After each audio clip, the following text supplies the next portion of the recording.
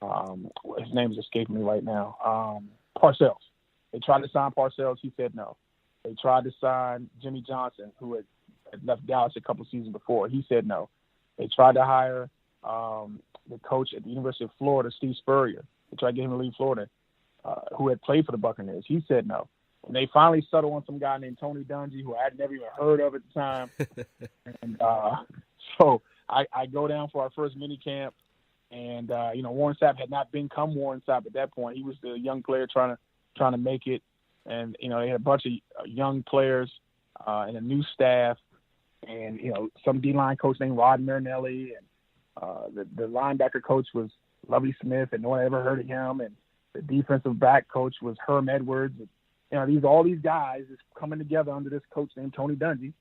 And, the first meeting, Coach Dungy comes in and said, listen, we don't care where you come from, what school you went to, or how many years in league, or, if you were drafted or not, if you can play, we want you. We don't care how big you are, none of that stuff. And I was like, wow, that's kind of what I wanted to hear in the first meeting. And then we go out in the field in shorts and we do one-on-ones, and I beat a guy clean, and he comes over and gives me a high five. And I was like, well, you know what? This might actually work out. And long story short, spent 5 years with him and learning from the best defensive staff that I'd ever seen assembled. Learning everything that I knew about the pro game from Rod Marinelli, who's now the D coordinator in Dallas, who my money is probably the best defensive line coach ever. And it just was amazing for my career and really got me going into the NFL. That is really cool. It's so funny, when I hear these stories, it's always like, oh yeah, it's some guy named Tony Dungy or Rod Marinelli, like it's crazy because it's as simple as you work for a company and you see people get promoted, in that company. These guys, like, like for instance with you said Jim Caldwell, like, for at the time, I mean, I'm sure you're like, oh yeah, Jim Caldwell, Penn State, but I mean, eventually he's going to move on, he's going to grow, and he's going to move to the next level. That's just how it is. It's crazy when you look back and you see that, like Sean Payton on Marshall Faulk's, on the coaching staff at San Diego State, like that's mind blowing to me. Right. Like it's stuff like that just really sticks out. Yeah. But crazy. I keep because. Here's the funny thing with you. I think you're the first one that I've had on that wasn't drafted by the Rams or picked up via UDFA. So normally I ask in your rookie year who which Ram was like your mentor, but see, you came to the Rams in the pretty much the middle of your career. So basically I want to ask you, who did you, if there was anybody, who did you feel like you mentored on the Rams? Well, I mean, I think, I would hope that what Jimmy would say that, he was somebody that I helped out. We weren't around each other very long. I want to say 2 seasons, if my memory is correct. But, certainly, Jimmy Kennedy, but also Ryan Pickett, and Damian Lewis were rookies in 2001 when they were both first-round draft picks, and I would hope that they would say that I had sort of an impact on their career. I was able to establish myself in St. Louis and become a captain, a three-year captain, and that was something that I really appreciated, the ability to be a role model and a leader on that team. And so, I can't say that I actually try to single out guys and, hey, this is going to be my project. What I do is I try to help out everybody. And if you play long enough in the league, people begin to come to you for advice, on and off the field advice. And, and I really enjoyed giving it because I had great mentors in Atlanta, with Chris Dolman, who's in the Hall of Fame, and Chuck Smith, who was one of the great players in Atlanta Falcon history, and they really taught me a lot about things on and off the field. Chris, I learned as much about off the field stuff and personal finance from Chris Dolman than I did on the field. And again, he was a Hall of Fame guy, one of the great pass rushers who ever lived. And so, I think a lot of guys felt comfortable coming to me about things off the field, and involving, again, personal finances, money, and how to handle certain situations and things. Being a NFL player rep, NFLPA player rep with the union, I think that puts you in a position where people come to you for question and answer. So, I would hope the guys I mentioned would feel like I helped them out. But honestly, I think I enjoyed really talking and mentoring a lot of different players in a lot of different positions on our team, as much off the field as on. Yeah, that's a really good answer and a really good point.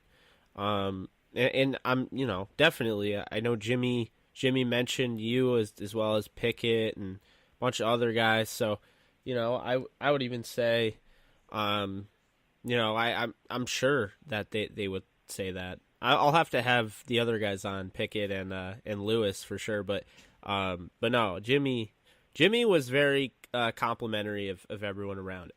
Just the one funny thing he said was that at one point they brought in Leroy Glover, and they're like, all right, here's Leroy Glover. He's going to come in and he's going to teach you.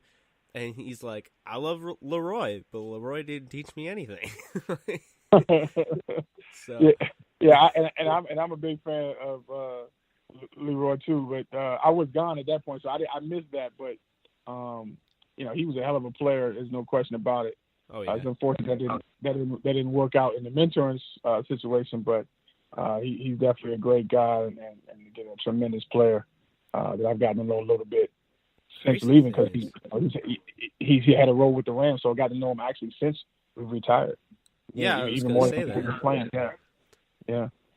Yeah, I think that's crazy because you look at Leroy Glover, who played. I think he played with the Saints. He played with Dallas.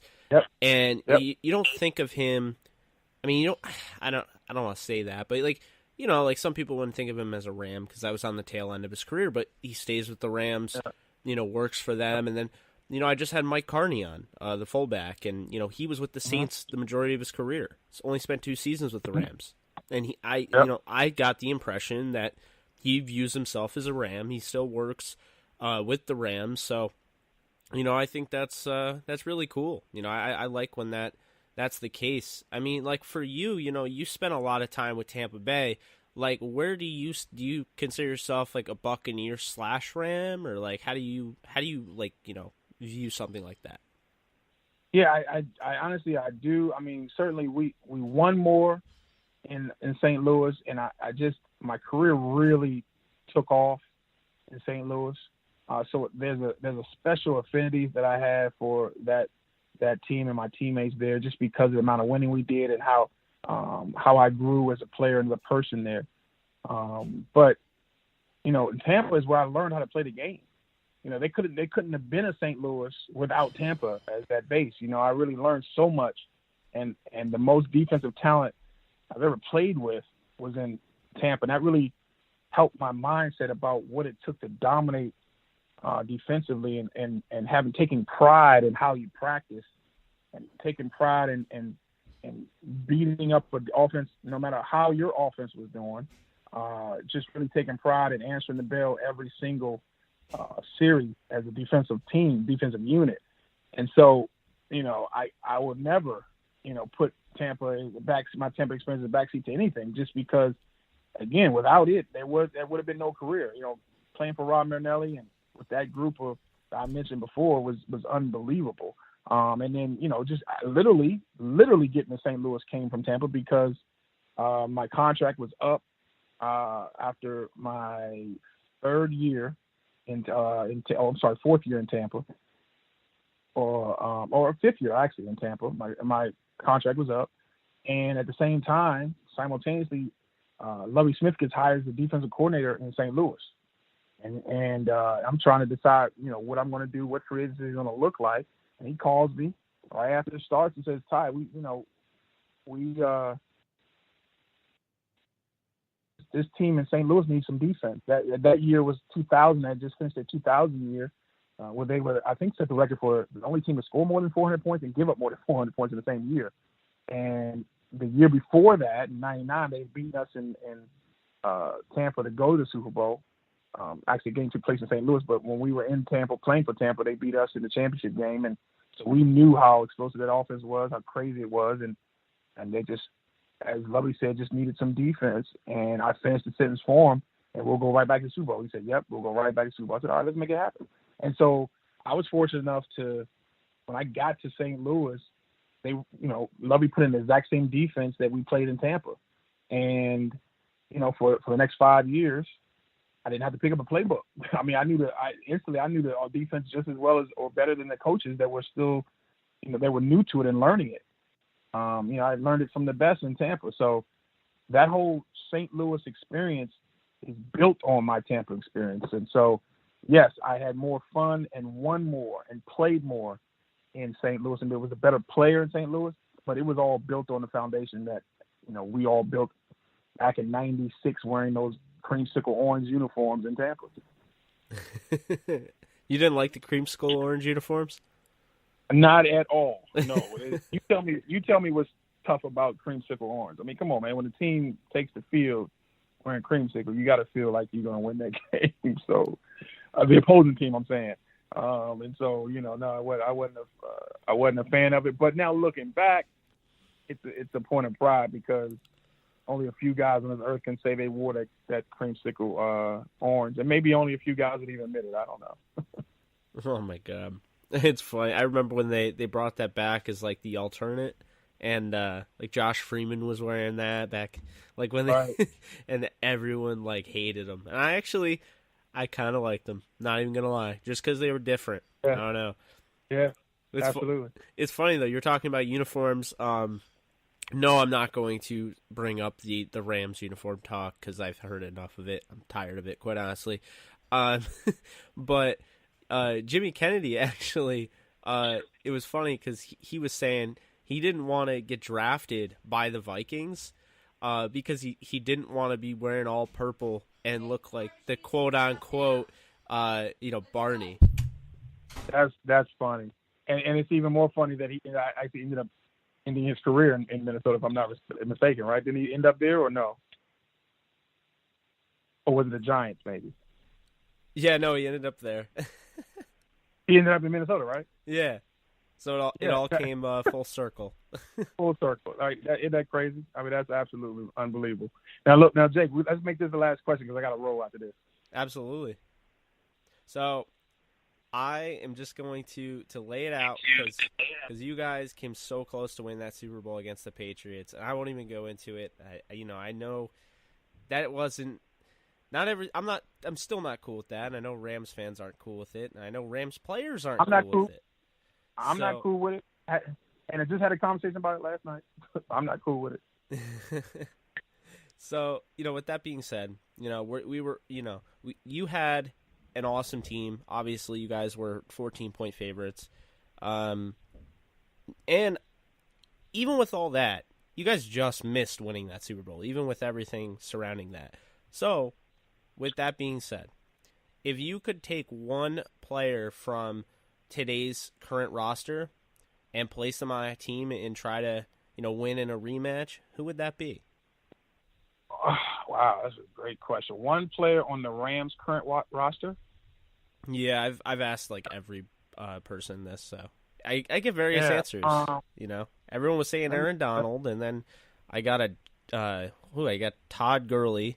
Why would someone pick Todd Gurley when you got Marshall Faulk there? I think okay. I think Dexter McLeon wanted to split back them. Oh, really? He wanted to play them both? Yeah. And I don't think Marshall would have liked that too much. The easy answer is Donald. I'm trying to think of anyone else.